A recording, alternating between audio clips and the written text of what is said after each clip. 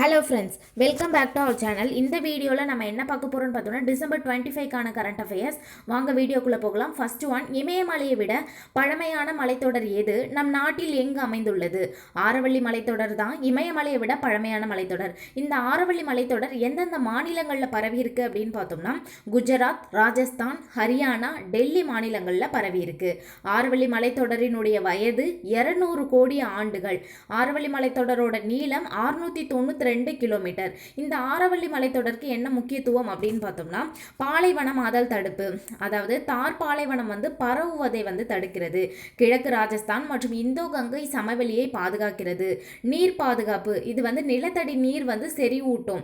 எவ்வளோ அப்படின்னு பார்த்தோம்னா 1 ஹெக்டேருக்கு 20 லட்சம் லிட்டர் நீரை செறிவூட்டுற திறன் இந்த மலைக்கு இருக்கு. நதிகளின் பிறப்பிடம் சம்பல், சபர்மதி, லூனி ஆகிய நதிகளினுடைய பிறப்பிடமாகவும் திகழ்கிறது. வட இந்தியாவினுடைய பசுமை நுரையீரல் என்று அழைக்கப்படுகின்றது. காற்று மற்றும் காலநிலை சமநிலையை பாதுகாக்கிறது. தூசி புயல்களை குறைக்குது. டெல்லி பகுதிக்கு பசுமை நுரையீரலாக செயல்படுகிறது. இதில் என்னன்னா உச்சநீதிமன்றம் தீர்ப்பு வழங்கியிருக்காங்க. ஆரவள்ளி மலைத்தொடர் பகுதிகளில் அந்த மலையோட தன்மை மாறாமல் நம்ம சுரங்க பணிகளை மேற்கொள்ளலாம் அப்படின்ட்டு சொல்லியிருக்காங்க. அதற்கு எதிர்கட்சிகள்லாம் மறுப்பு தெரிவித்து இல்லை, சுரங்க பணிகளை மேற்கொண்டால் இந்தியாவினுடைய அழிவுக்கு அது வழிவகுக்கும் அப்படின்ட்டு சொல்லியிருக்காங்க.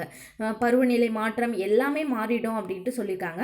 உச்சநீதிமன்ற தீர்ப்பு நவம்பர் 20 என்ன வழங்குறாங்க அப்படின்னு பார்த்தோம்னா உள்ளூர் நிலப்பரப்பில் இருந்து 100 மீட்டர் உயரத்தில் உள்ள நிலம் மற்றும் அதற்கு மேல் உள்ள நிலங்கள் மட்டுமே சட்டப்பூர்வமாக ஆரவள்ளி குன்றுகள் அப்படின்ட்டு சொல்றாங்க. இந்த ஒரு தீர்ப்பு தான் அந்த மொத்த கேஸையுமே மாத்துது. ஏன்னா ராஜஸ்தான் தரவுகள் படி வரைபடத்தில் இருக்க மொத்த ஆரவள்ளி குன்றுகள் 12,081. 100 மீட்டர் விதியின் கீழ் தகுதி பெறும் குன்றுகள் 1048. அதாவது 100 மீட்டர் அல்லது அதற்கு மேற்பட்ட குன்றுகள் மாறி இருக்கிறதுல எவ்வளோதான் இருக்கு? 1048 தான் இருக்கு. பாதுகாக்கப்பட்ட சதவீதம் ஜஸ்ட் 8.7% மட்டும்தான் இருக்கு. மற்றது எல்லாமே ஆரவள்ளியினுடைய 90% அதிகமான பகுதிகள் 100 மீட்டரை விட உயரம் ரொம்ப குறைவானவை. அப்போ இவங்க வழங்கியிருக்க தீர்ப்பு என்ன? 100 மீட்டர் அல்லது அதற்கு மேலே இருக்கிறது மட்டும்தான் ஆரவள்ளி குன்றுகள் அப்படின்னு சொல்லியிருக்காங்க. அப்போ 100 மீட்டரை விட குறைவாக இருந்தால் அந்த இடத்துல சுரங்க பணி மேற்கொள்ளலாம் அப்படின்ற ஒரு கான்செப்ட் தான். இப்போ மொத்த ஆரவள்ளி பரப்பு 1.44 லட்சம் சதுர கிலோமீட்டர். சுரங்கத்துக்கு தகுதியான பரப்பு 0.19% அப்படின்ட்டு மட்டும்தான் நீதிமன்றம் சொல்லியிருக்காங்க. சுரங்க தொழிலுக்கு தானியங்கி அனுமதியெலாம் வழங்கப்படலை. மேனுவலாக மட்டும்தான் சுரங்க தொழில் மேற்கொள்கிற மாதிரி அனுமதி வழங்கியிருக்காங்க அப்படின்ட்டு சொல்லியிருக்காங்க. இதனுடைய தீர்ப்பு அடுத்து என்ன வருதுன்றது அப்கமிங்கில் தான் தெரியும். அடுத்து பார்த்தோம்னா ப்ளூபேர்ட் 6 செயற்கைக்கோளை விண்ணில் செலுத்தியதன் மூலம் 1993ஆம் ஆண்டிலிருந்து தற்போது வரை 34 நாடுகளின் எத்தனை செயற்கைக்கோள்களை செலுத்திய பெருமை இஸ்ரோ பெற்றுள்ளது? 434 செயற்கைக்கோள்களை செலுத்திய பெருமை பெற்றிருக்கு. 34 நாடுகளினுடைய 434 செயற்கைக்கோள். விண்வெளி கழிவுகள் மீது மோதல் ஏற்படாமல் தவிர்க்க 90 வினாடிகள் தாமதமாக ராக்கெட் ஏவப்பட்டது. எத்தனை வினாடிகள்? 90 வினாடிகள். நியூ ஸ்பேஸ் இந்தியா லிமிடெட் நிறுவனம் அப்படின்ற நிறுவனம் ஒரு ஒப்பந்தம் மேற்கொண்டிருக்காங்க. வெளிநாட்டு செயற்கைக்கோள்களை விண்ணுக்கு அனுப்புதல். அதன்படி தான் இந்த செயற்கைக்கோள்கள்லாம் அனுப்புறாங்க. இப்போ இந்த ப்ளூபேர்ட் அப்படின்றது அமெரிக்காவை சேர்ந்தது. இது எந்த ராக்கெட் மூலம் அனுப்புனாங்க அப்படின்னு பார்த்தோம்னா GSLV Mark 3 அல்லது LVM-3 ராக்கெட் அப்படின்ற இதுவை உருவாக்கியிருக்காங்க. பட் அனுப்புனது LVM-3 ராக்கெட் மூலமாக தான் அனுப்புனாங்க.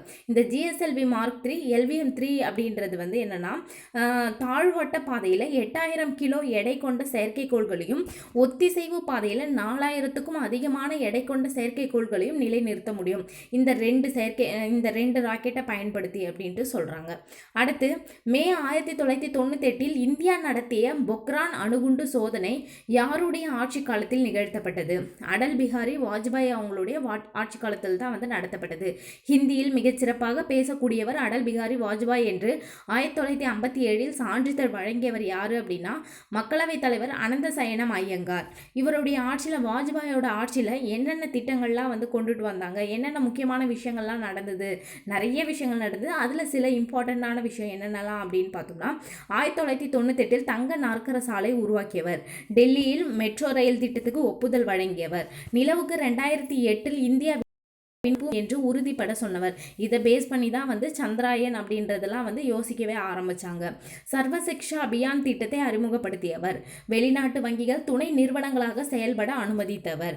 ஜெனீவாவில் நடந்த ஐநா சபை கூட்டத்தில் இந்தியா சார்பில் பேச எதிர்க்கட்சி தலைவராக வாஜ்பாயை தான் அனுப்பி வைத்தார் பிரதமர் நரசிம்ம ராவ் அவர்கள்.